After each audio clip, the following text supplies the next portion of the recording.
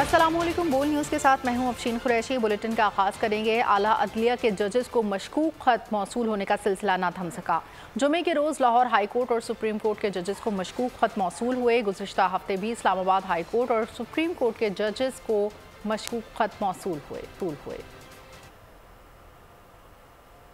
मुल्क में मशकूक खतूत की गूंज। आला अदलिया के जजेस को धमकी आमेज खतूत मिलने का सिलसिला ताहाल जारी। सुप्रीम कोर्ट के मजीद जजेस को लिखे गए खत भी सामने आ गए। जराए ने बताया खत CTD के हवाले कर दिए गए हैं। तमाम खतूत को इकट्ठा कर दिया गया है। सुप्रीम कोर्ट के जजेस को खतूत पर भी आर्सेनिक पाउडर पाया गया है। अब सुप्रीम कोर्ट के 10 जजेस को खतूत मिल चुके हैं। तमाम खत एक ही तारीख को अरसाल किए गए थे। कुछ जजेस को अब मिले हैं। एक खत जस्टिस अली बाकर नचवी के सेक्रेटरी ने मौसूल किया। जस्टिस अली बाकर नचवी तक खत पहुंचने के बाद अब लाहौर हाई कोर्ट के जजेस को मिलने वाले मशकूक खतूत की तादाद 6 हो गई है। चंद दिन कबल चीफ जस्टिस काजी फाइज ईसा समेत सुप्रीम कोर्ट के 4 जजेस को भी धमकी आमेज खत मौसूल हुए थे। सुप्रीम कोर्ट के जस्टिस अतहर मिनुल्लाह, जस्टिस जमाल बंदुखिल और जस्टिस अमीनुद्दीन को धमकी आमेज खत मौसूल हुए थे। चारों खत 1 अप्रैल को सुप्रीम कोर्ट में मौसूल हुए। चारों खतूत में पाउडर पाया गया था और धमकी आमेज अशकाल बनी हुई थी। खतूत काउंटर टेररिज्म डिपार्टमेंट के हवाले कर दिए गए हैं। इससे कबल इस्लामाबाद हाई कोर्ट के चीफ जस्टिस आमिर फारूक समेत 8 जजेस को भी गुज़िश्ता दिनों मशकूक खतूत मौसूल हुए थे, जिस पर पाउडर और धमकाने वाला निशान पाया गया था।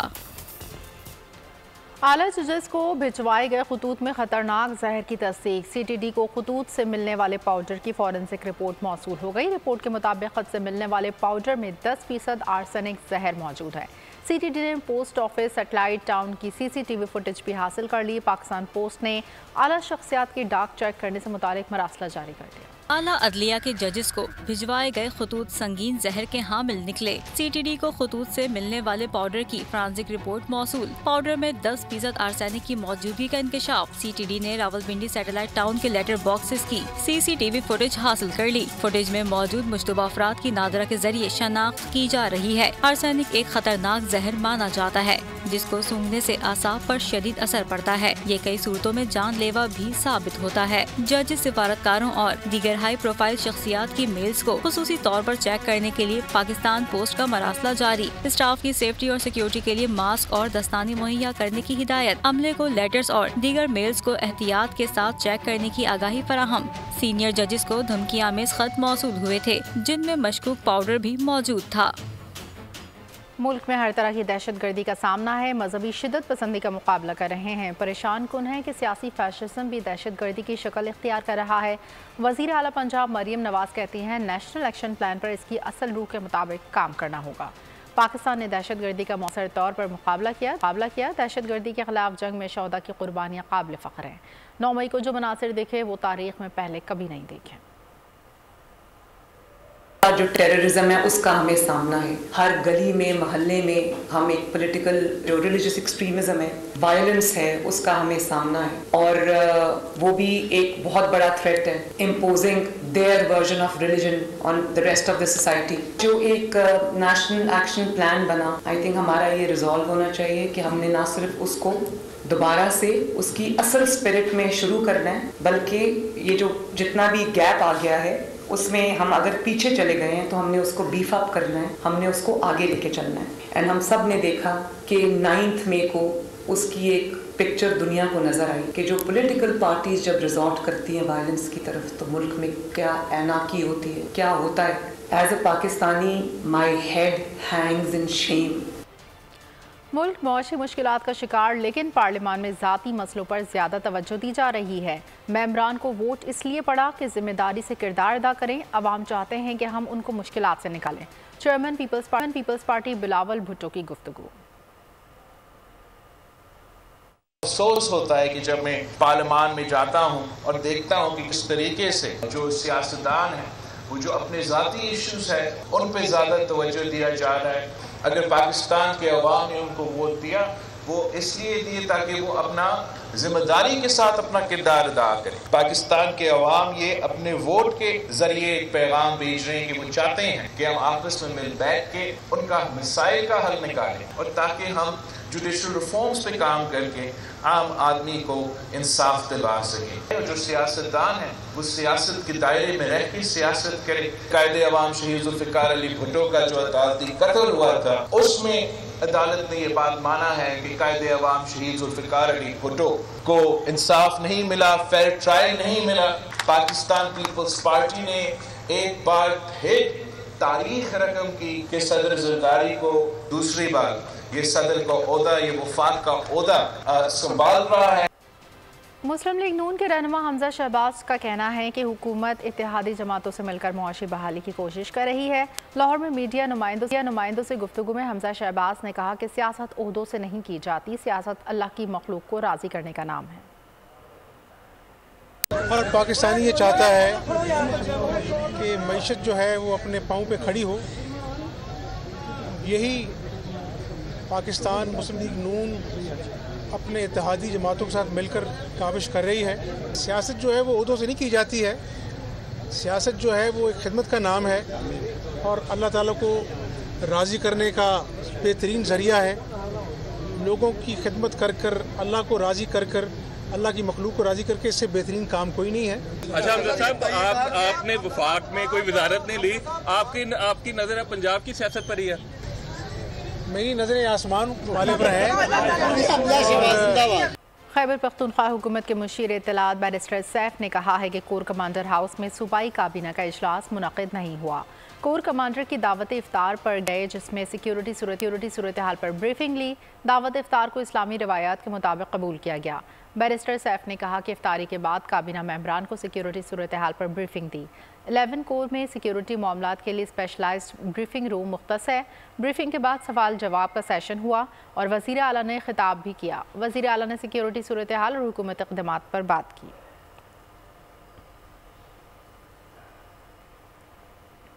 खैबर पख्तूनख्वा के अवाम ज़हनी मरीज़ों और एहसास कमतरी का शिकार लोगों के रहम करम पर हैं। अल्लाह पख्तूनख्वा के अवाम के हाल पर रहम करे। वज़ीर इत्तलात पंजाब अस्मा बुखारी का बैरिस्टर सैफ के बयान पर रद्द-ए-अमल। कहा, मरीम नवाज को पंजाब के अवाम की जानें अजीज़ हैं। शायद अली अमीन गंडापुर को पख्तूनों की जानें अजीज़ नहीं। सूबायत कार्ड खेलने के बजाय अपने सूबे पर नज़र रखें। हर मसले पर सियासत चमकाना छोड़ दें।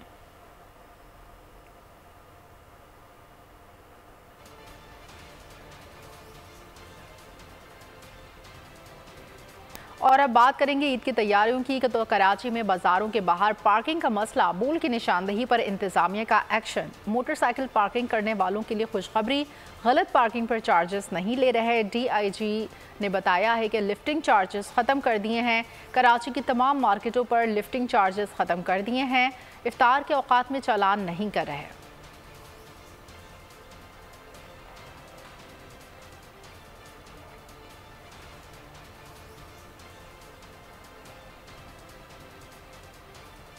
और बात करेंगे ईद शॉपिंग की, जो कि उरूज पर है और बाज़ारों में रौनकें बढ़ गई हैं। कराची के बाज़ार सहरी तक रौनक का सबब बन गए।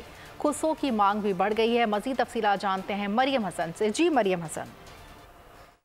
देखिए, बिल्कुल ईद की आमद में अब चंद ही रोज़ बाकी रह गए हैं और मुकाबला जो है वो इंतहाई सख्त हो गया है और शॉपिंग के लिए वक्त जो है वो इंतहाई कम रह गया है। इस वक्त हम मौजूद हैं कराची की हैदरी मार्केट में और यहाँ पर खुद से जो है वो बहुत ज़्यादा ट्रेंडिंग में है। ख़वातीन जो है बहुत ज़्यादा पसंद कर रही हैं अपने ड्रेसेस के साथ मैचिंग के जितने भी खुद से यहाँ पर दस्तयाब हैं और बहुत ज़्यादा पॉकेट फ्रेंडली जो है यहाँ पर मिल रहे हैं। खातून हमारे साथ मौजूद है, उनसे बात कर लेते हैं। आप बहुत ज़्यादा ट्रेंडिंग कर रहे हैं आजकल, खुद से क्या कहना चाहेंगी, कैसे लग रहे हैं कि आपने शॉपिंग कर ली और ख़वातीन इतनी ज़्यादा एक्साइटेड होती हैं ईद के लिए, क्या कहना चाहेंगी इसके हवाले से? हमने कपड़ों की तो कर ली है, बस अब खुशों की तरफ ही आए हुए थे। बच्चों के लिए ना, जो बेटियां हैं जो है उनके लिए खुशों के लिए आए हुए हैं, तो मैचिंग बहुत मुश्किल से मिल जाती है। अक्सर मिल जाती है, अक्सर नहीं मिलती, लेकिन काफ़ी वैरायटी तो काफ़ी है। यकीनन खुशियाँ जो हैं वो समेटी जा रही हैं और ख़वातीन जो हैं वो भरपूर अपनी तैयारियाँ जो हैं वो मुकम्मल करती हुई नज़र आ रही हैं और फैशन की। बहुत शुक्रिया मरियम हसन।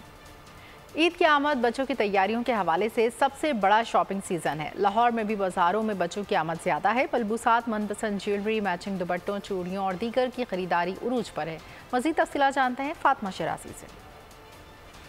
कुछ रोज़ ही रह गए हैं ईद उल फितर में, और रमज़ान के बाद मुसलमानों को अल्लाह की तरफ से ईद उल फितर का एक तोहफ़ा अनायत हुआ है। लेकिन उस तोहफ़े में ख़वातीन कितना फ़ायदा उठाती हैं अपने हस्बैंड का, अपने वालिद का, अपने भाइयों का, और महंगी से महंगी शॉपिंग करती हैं। इतनी महंगाई में भी वो नित नए जोड़े ख़रीद रही हैं। मेरे साथ मौजूद है एक फैमिली और छोटे छोटे बच्चे भी मौजूद हैं। इनसे जानते हैं कि वालदा के साथ ये आई हैं शॉपिंग करने। अब तक क्या ख़रीदा, और मुझे ये बताइए कि आप यहाँ क्या खरीद? कपड़े वगैरह और ज्वेलरी, ईद की शॉपिंग करने आए हैं। ईद की शॉपिंग में क्या लिया अब तक आपने? अभी हमने एक सूट लिया और पर्स लिया। अच्छा, आप बताओ आप कौन से कलर का सूट लेने आई हो? मैंने सूट ले लिए, अब मैं सैंडल लेने आई हूँ। अच्छा, इनकी वालदा से बात करते हैं। ईद की अल्हम्दुलिल्लाह बच्चों के कपड़े बना लिए, अब जूतियाँ चूड़ियाँ लेने आए हैं। अल्लाह का बड़ा करम है। यहाँ हमने एक फैमिली से बात की है, बहुत ही स्वीट फैमिली थी, बच्चे शॉपिंग कर चुके हैं। वालदा का बहुत ही अच्छा जुमला है, उनका ये कहना है कि अपनी ख्वाहिशात का गला घोंट कर जो है वो बच्चों की ख्वाहिशात को पूरा कर रहे हैं। ईद के हवाले से मजीद खबरें भी शामिल करेंगे। इस वक्त आपको अहम खबर दे रहे हैं। साबिक वफाकी वजीर फवाद चौधरी को अडियाला जेल से रिहा कर दिया गया। फवाद चौधरी की दो रोज़ कबल जमानत मंजूर हुई थी और जेल ज़राए के मुताबिक फवाद चौधरी पर निजी हाउसिंग सोसाइटी से करोड़ों रुपए रिश्वत वसूली का इल्ज़ाम था और फवाद चौधरी ने जमानत बाद गिरफ्तारी के लिए इस्लामाबाद हाई कोर्ट से रुजू किया हुआ था। और इस वक्त आपको अपडेट कर रहे हैं कि फवाद चौधरी पर हाउसिंग सोसाइटी से रिश्वत वसूली का इल्ज़ाम था। साबिक वफाकी वजीर फवाद चौधरी को अडियाला जेल से रिहा कर दिया गया है। अहम खबर है, फवाद चौधरी की 2 रोज़ कबल जमानत मंजूर हुई थी और जेल ज़राए के मुताबिक फवाद चौधरी पर निजी हाउसिंग सोसाइटी से करोड़ों रुपए रिश्वत वसूली का इल्ज़ाम था। फवाद चौधरी ने जमानत बाद गिरफ्तारी के लिए इस्लामाबाद हाई कोर्ट से रुजू किया हुआ था। मज़ीद तफसीलात जानते हैं बोल न्यूज़ के नुमाइंदे डिप्टी ब्यूरो चीफ अली शेर से। जी अली शेर। जी बिल्कुल, पाकिस्तान तहरीक इंसाफ के मुनहरफ रहनुमा जो कि अब जो है वो एक तरह से आज़ाद हैसियत अख्तियार कर चुके थे और उनके ऊपर एक इल्ज़ाम था कि निजी हाउसिंग सोसाइटी जो है उसमें उन्होंने करोड़ों रुपए की रिश्वत ली थी मुबैना तौर पर और उनके ऊपर नैब का केस बनाया गया था।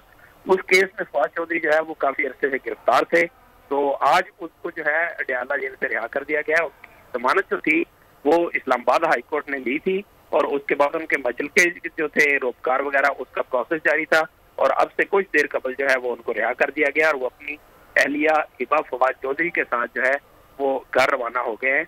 इसकी जेल ज़राए ने और फवाद चौधरी के जो फैमिली ज़राए हैं उन्होंने भी तस्दीक किया और उसके साथ साथ जो हिबा फवाद है उनके और फवाद चौधरी के अडियाला जेल से रवानगी में के वक्त उनकी गाड़ी में बैठे हुए जो तस्वीर है वो भी सामने आई है और इस तरह फवाद चौधरी जो है उनको बिलाकर अडियाला जेल से काफी माह बाद जो है वो रिहाई मुमकिन हुई है। बिलाखिर काफी माह बाद फवाद चौधरी को अडियाला जेल से रिहाई मिल गई है। फवाद चौधरी की 2 रोज़ कबल जमानत मंजूर हुई थी और अब वो अपनी वाइफ हिबा चौधरी के साथ रवाना हो गए हैं। फवाद चौधरी पर हाउसिंग सोसाइटी से रिश्वत वसूली का इल्ज़ाम था।